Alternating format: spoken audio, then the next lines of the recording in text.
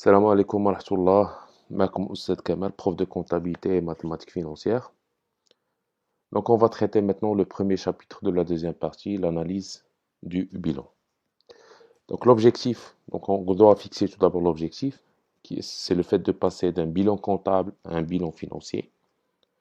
Donc, c'est quoi la différence entre les deux, c'est-à-dire bilan comptable et bilan financier? Premièrement, le bilan comptable, ce que vous avez déjà vu dans l'année dernière, c'est un document qui est composé de deux parties, actifs et passifs, qui représentent la situation patrimoniale de l'entreprise, c'est-à-dire l'ensemble des biens, créances, dettes d'une personne juridique ou bien de l'entreprise.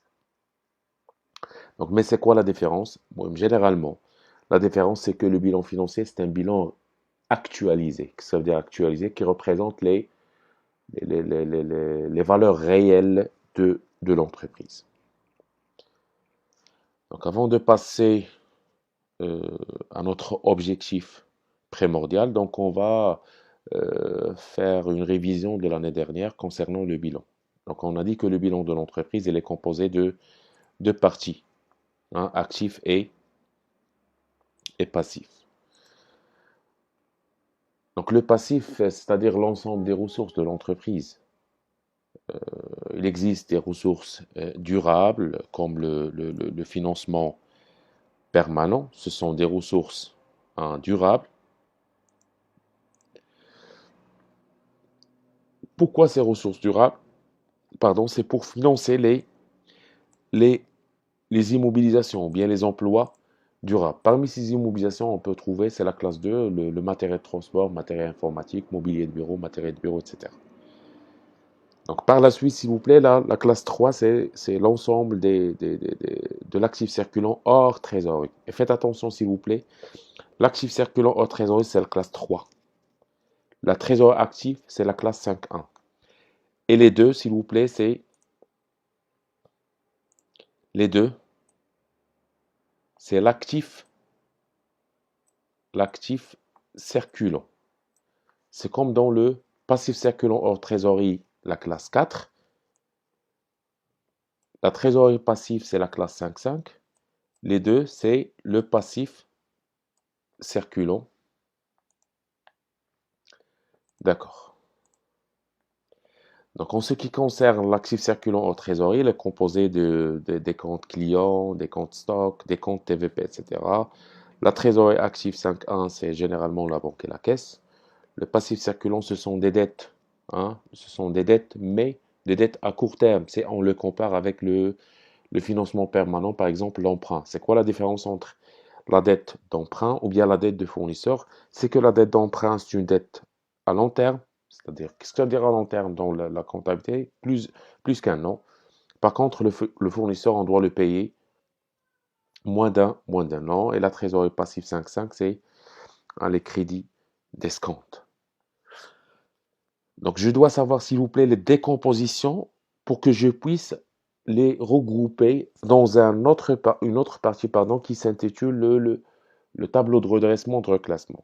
Pour que je puisse faire des rectifications afin de calculer les valeurs financières, c'est-à-dire les valeurs réelles de l'entreprise, qui va me permettre de calculer ce qu'on appelle les ratios. Donc, ce sont des éléments, voilà, c'est le schéma de cette partie qui représente presque 3,5 points dans l'examen national. Donc c'est une partie vraiment très intéressante qui nécessite une certaine réflexion, qui nécessite une certaine logique. Donc qu'est-ce que je dois maîtriser? Je dois maîtriser tout d'abord les décompositions du bilan. Par exemple, dans notre travail, on va faire des retraitements ou bien des redressements. Exemple simple, ils vont nous dire, par exemple, le matériel de transport a subi une appréciation de 20 000 dirhams. Donc, ça veut dire 20 000 dirhams. C'est-à-dire que la valeur actuelle du matériel de transport, elle est majorée de combien? De 20 000 dirhams. Par exemple, un autre exemple, le matériel de transport, ou bien la valeur d'entrée du matériel de transport est de 200 000 dirhams.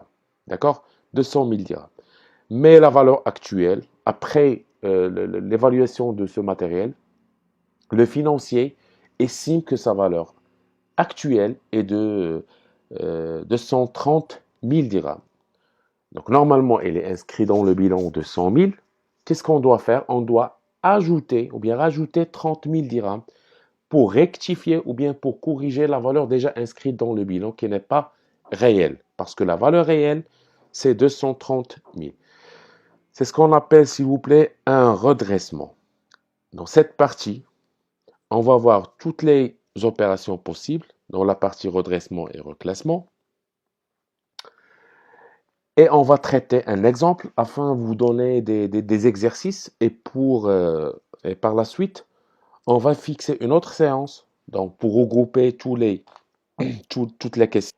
Les limites du bilan comptable. Donc, le bilan comptable représente de nombreuses limites dont les principales sont les suivantes. Elle contient des éléments qui n'ont pas une valeur marchande. Par exemple, l'actif fictif. L'actif fictif, c'est-à-dire les immobilisations en non-valeur. Comme son nom l'indique, on doit les éliminer de l'actif de l'entreprise. Donc, faites attention, les immobilisations en non-valeur ne sont pas seulement les frais. Vous pouvez voir ça dans le plan comptable.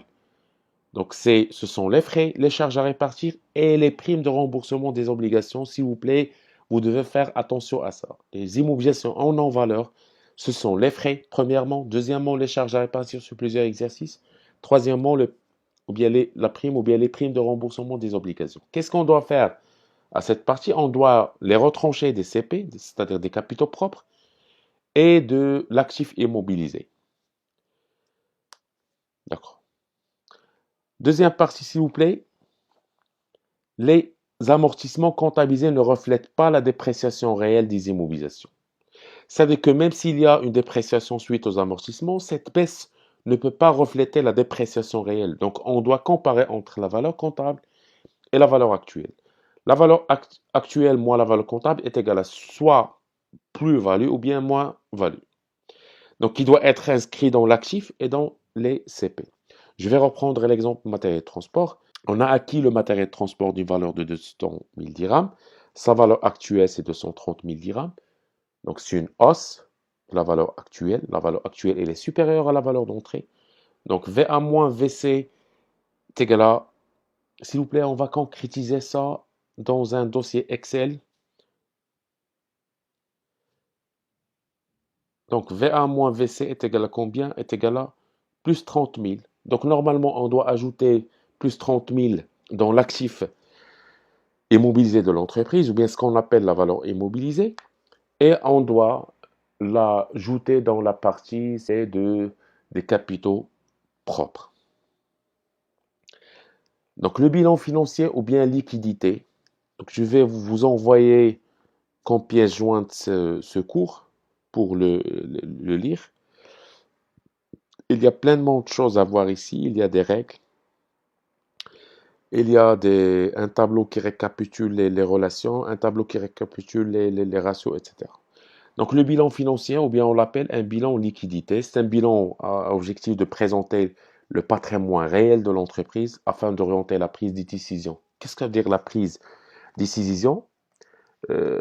Par exemple, l'entreprise, lorsqu'il cherche à recevoir un crédit auprès des établissements financiers, qu'est-ce qu'il doit faire? Il doit représenter ou bien présenter son bilan financier, c'est-à-dire son bilan qui représente la situation réelle et n'est pas là le bilan qui représente la situation comptable. Une grande différence entre situation comptable et une situation financière. La situation comptable, elle est basée sur les coûts historiques, c'est-à-dire le comptable enregistre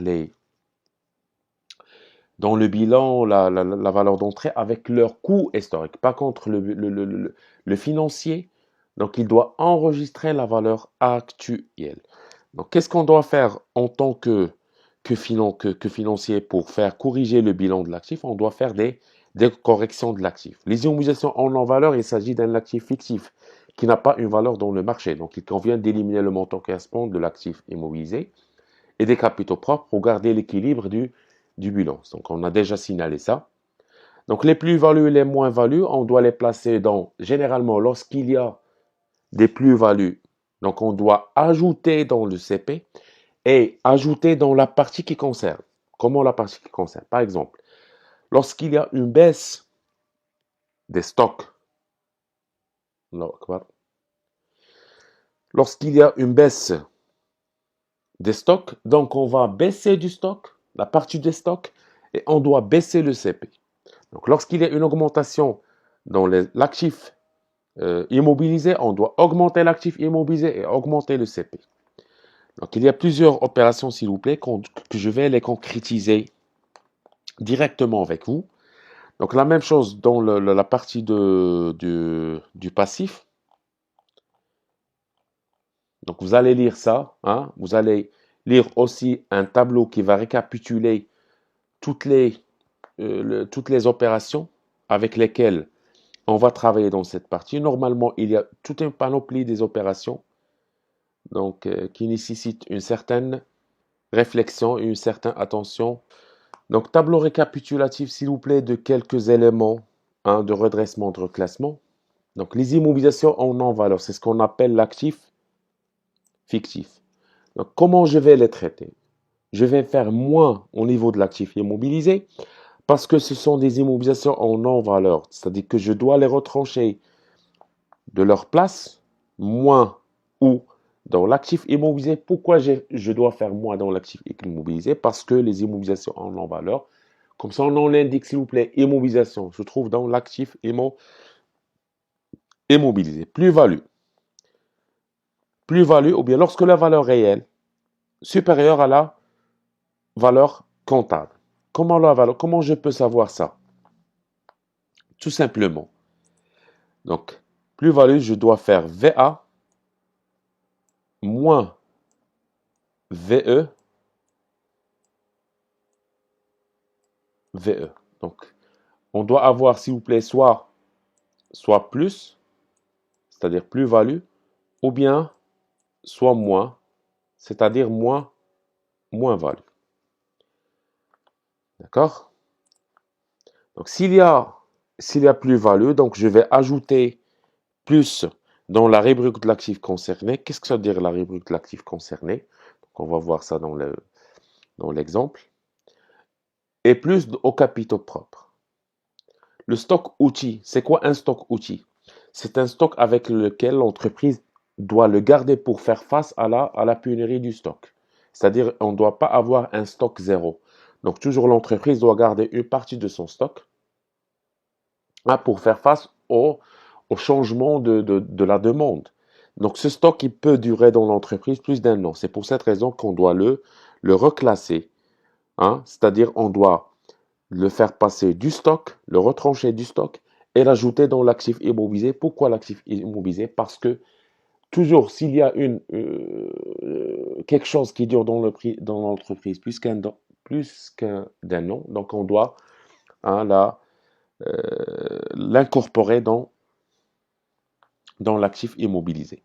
TVP facilement, bien créance à plus d'un an. Donc les créances, normalement, elles se trouvent dans la partie actif circulant. Lorsqu'ils ne seront pas mobilisés, donc c'est-à-dire ils vont durer dans l'entreprise plus d'un an, donc on doit la reclasser. Donc on va passer s'il vous plaît directement maintenant voilà s'il vous plaît l'exercice 1. Le bilan de l'entreprise est à règle sur 31/12/2018, donc c'est simple ça. Donc qu'est-ce qu'on doit faire maintenant? Donc on doit, donc les opérations avec lesquelles on va faire des traitements. Hein, pourquoi faire? Pour remplir ce qu'on appelle le tableau de redressement et de reclassement. L'essentiel, s'il vous plaît, VI. Qu'est-ce que ça veut dire VI? Donc, je vais remplir maintenant le tableau de redressement de reclassement. Le tableau de redressement reclassement, il est composé en deux parties, actif et passif. Je compte, ou bien je travaille premièrement avec le taux comptable, c'est-à-dire le taux comptable qui existe dans le premier bilan. Donc, VI, c'est-à-dire VI, l'actif immobilisé. Hein? VE, c'est-à-dire les stocks. VR, c'est-à-dire les valeurs réalisables, créances de l'actif circulant. Et VD, les valeurs des disponibles. Donc, comment je vais remplir ça? Donc, par le bilan de l'entreprise. Comment? On va prendre la partie, s'il vous plaît, de l'exercice. Donc, qu'est-ce qu'on doit faire maintenant? On doit faire la somme des valeurs comptables. La valeur comptable en ce qui concerne l'actif immobilisé, c'est l'ensemble des frais, terrain, construction et mobilisation. C'est simple. D'accord? Pour les valeurs d'exploitation ou bien stock, c'est tout simplement l'ensemble des stocks figurant dans le bilan. مثلا, le stock de marchandises, j'ai dans cet exemple seulement le stock de marchandises. Si par exemple on a deux types de stocks, par exemple stock de marchandises, matières premières, produits finis, on doit les regrouper afin de les mettre ici, dans la valeur, donc la valeur d'exploitation. L'ensemble, si par exemple dans notre exemple, on a seulement 50 000, puisqu'on a un stock de marchandises, 50 000, donc on doit regrouper 50 000, on doit mettre ici 50 000. Si on a, par exemple, stock de marchandises, matières premières, 50 000 plus 30 000, c'est-à-dire 80 000, on doit la mettre ici. D'accord? Donc maintenant, on va passer à la trésorerie active ou bien les valeurs disponibles. Donc les valeurs disponibles, c'est 20 000 plus 20 000, c'est-à-dire banque et caisse. Banque et caisse. Donc je vais la regrouper. Je vais la regrouper pour la mettre ici. Faites attention, là, je les ai dans les valeurs disponibles, ou bien ce qu'on appelle la trésorerie active. La trésorerie active. Donc maintenant, il me reste une partie, c'est-à-dire la partie de la créance. La partie de la créance. C'est 70 000 plus 40 000. C'est 110 000. Je vais la mettre ici. Donc, dans la partie valeur réalisable ou bien les créances et TVP. Maintenant, on va passer à la partie de l'actif, du passif, pardon. Donc, le passif. Ce qui concerne les capitaux propres, donc, je compte du capital jusqu'à résultat net. Du capital jusqu'à résultat net. On peut trouver ici capital, hein, réserve, réserve légale, réserve facultative, repart à nouveau et résultat net. Je dois faire le regroupement de toutes ces parties, c'est-à-dire 700 000, pardon, 200 000 et 100 000, qui va me donner 1 million. Je vais la mettre ici, 1 million. Je vais la mettre dans les capitaux propres. En ce qui concerne les dettes à court terme, c'est l'ensemble des dettes moins d'un an, c'est-à-dire le passif circulant. Comme on a déjà dit tout à l'heure, c'est le passif circulant hors trésorerie plus trésorerie passive, c'est-à-dire toute cette partie. Hein. Dans notre exemple, il y a seulement les dettes fournisseurs. Donc il va me rester seulement l'emprunt auprès d'établissements de crédit. Donc ce sont des dettes à long et moyen terme de 100 000 avec laquelle je dois l'insérer, le montant je dois l'insérer sur les dettes à long et moyen terme. Maintenant, qu'est-ce que j'ai fait? J'ai finalisé la partie du taux comptable ou bien valeur comptable. Et pour vérifier, s'il vous plaît, je dois avoir le total valeur immobilisée plus valeur d'exploitation, plus valeur réalisable, plus valeur disponible. L'ensemble, il va me constituer l'actif. Donc, doit être égal au passif qui est constitué par les capitaux propres et les dettes à long et moyen terme et dettes à court terme pour la vérification. Maintenant, on va passer à quoi? À la première opération, la partie de les immobilisations en non-valeur, c'est-à-dire les frais. Ici, j'ai seulement les frais préliminaires, c'est-à-dire ce sont des immobilisations en non-valeur. Qu'est-ce que je dois faire? Je dois les éliminer du bilan. Comment je vais les éliminer? Puisqu'ils existent dans l'actif immobilisé, je dois les retrancher de l'actif immobilisé, moi, et je dois les retrancher au capitaux propres pour avoir un certain équilibre. Donc, on va passer maintenant directement à l'application vers un autre dossier Excel. Faites attention, s'il vous plaît, je vais vous envoyer le dossier Excel et le dossier Word et les exercices. Et merci pour votre attention. Donc, s'il vous plaît, notre exercice est le suivant. Donc, après le regroupement, on va faire une récap. Donc, l'ensemble des, des immobilisations, hein, qui est composé des frais préliminaires, terrain, construction, installation technique, matériel, outillage.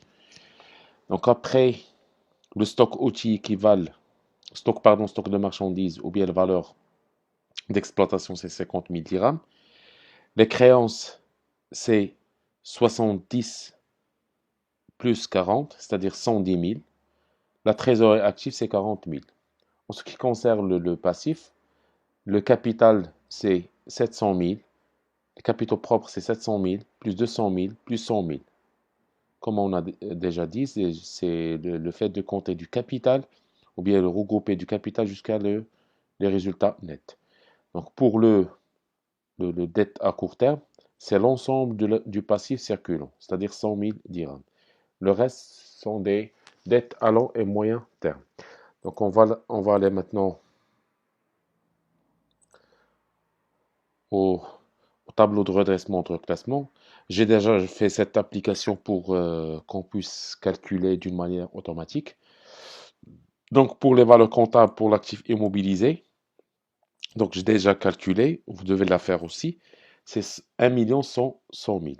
En ce qui concerne stock, c'est 500 000. Les créances, c'est 110 000. La trésorerie active, c'est 40 000. CP, 1 million, si je me rappelle bien. Les dettes à long moyen terme, 1. Les dettes à court terme, c'est... Donc, j'ai déjà fait des fonctions dans cette partie pour qu'elles puissent calculer le total actif et total passif. Donc, il y a une égalité. Donc, si vous voyez bien, c'est la somme entre la case E5 et HF, c'est-à-dire E5, F5, G5 et H5. Donc, ce n'est pas très important pour nous parce que ça fait partie du modèle d'informatique, etc. Donc, pour l'actif fictif, s'il vous plaît, qu'est-ce qu'on a dit? En actif fictif, c'est la partie qu'on doit la retrancher de l'actif immobilisé, oui, et du capitaux propre. Pour le terrain, s'il vous plaît, on a des plus-values de 100 000. Donc, on doit l'ajouter dans l'actif immobilisé et dans les CP, les capitaux propres. Pour le stock, donc l'information nous dit que la valeur du stock est de 80%. 80%, c'est-à-dire une perte de 20%. Parce que la valeur normale, c'est 100%. Puisqu'il est de 80%, donc il y a une perte. Si par exemple, la valeur du stock ou bien des stocks est de 130%, c'est-à-dire il y a une augmentation de 30%. Donc on doit faire la différence entre 100 et la partie donnée, ou bien le pourcentage donné. Donc une perte de 20%, c'est combien? Le stock, c'est 50 000. La partie 20%, c'est 10 000. Donc moins 10 000 et moins dans les CP. D'accord? Les TVP. Les TVP valent, c'est-à-dire leur valeur est de 45 000. Normalement, ils sont inscrits dans le bilan à 50 000. La valeur actuelle de ces TVP sont 45 000. Donc automatiquement, on aura des moins-values. Comment des moins-values? On peut calculer ces moins-values? C'est le fait de faire la différence entre la valeur actuelle et la valeur comptable. Donc TVP, elle est dans les créances. Donc on doit faire moins 500, moins 5000, pardon, et moins 5000 dans les CP. En ce qui concerne les emprunts, donc 50 000 dirhams à rembourser dans 3 mois. Normalement, les emprunts, ce sont des dettes à long terme qui se trouvent dans la partie DLMT, d'accord? Mais elle est devenue une dette à court terme puisqu'on doit la rembourser dans 3 mois. Donc on doit le retrancher d'ici, c'est-à-dire des dettes à long et moyen terme, et on doit l'ajouter dans la partie dette à court terme.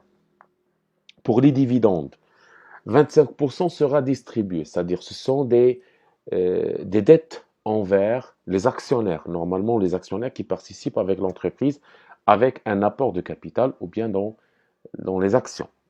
À la fin de chaque année, ils doivent recevoir des dividendes, c'est-à-dire euh, des pourcentages en contrepartie de leur capital intégré dans la société, donc avec lequel ils participent dans la société. Donc, on doit faire moins dans les CP. Ce sont des dettes à court terme qu'on doit les payer dans 3 mois. Donc, plus moins 25 000, plus les CP vont baisser de 25 000, puisqu'on doit retrancher cette partie dans les résultats. Et automatiquement, les résultats se trouvent dans les CP. Donc, automatiquement, le reste sera mis en réserve.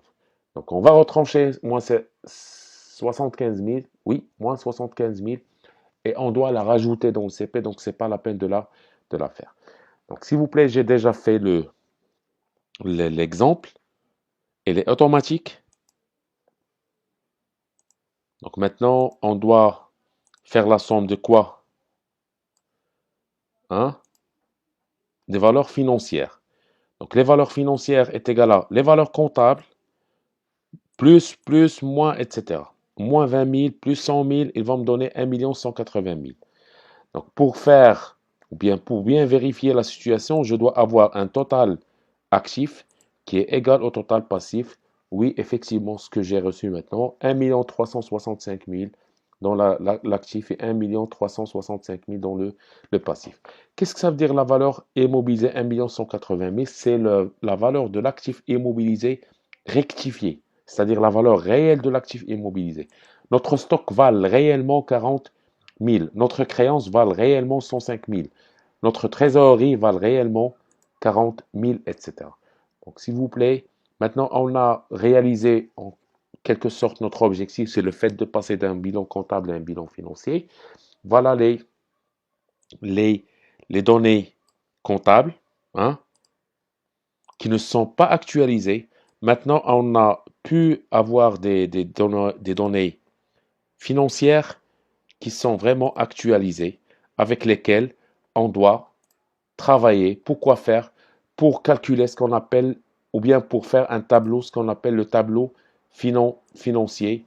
Oui, le tableau financier condensé. À quoi est égal à ce tableau financier condensé? C'est tout simplement les données, par exemple, la valeur immobilisée est égale à 1 180 000, stock 40 000, valeur réalisable 105 000, ou bien créance, valeur disponible ou bien trésorerie 40 000. Le total, c'est combien? C'est 1 365 000, ce qu'on a reçu dans le bilan condensé. La même chose pour les capitaux propres, etc. Donc voilà, l'actif, il est composé de 4 éléments: actifs immobilisés ou bien VI, stock, actifs immobilisés ou bien VI, stock ou bien VE, créance ou bien VR, trésorerie ou bien VD. D'accord?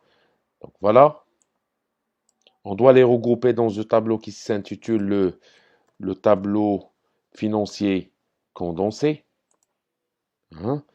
Donc pour calculer la part ou bien la structure, c'est comme vous calculez la part par exemple de la masse monétaire dans l'économie générale et statistique. Je divise 1 180 000 sur combien? Sur le total. 40 000 sur le total. 105 000 sur le total pour chaque partie pour avoir 100% à la fin. Juan, donc on a terminé cette partie qui va nous servir, généralement le tableau financier condensé, qui va nous servir pour calculer les ratios. Donc je vais stopper ici.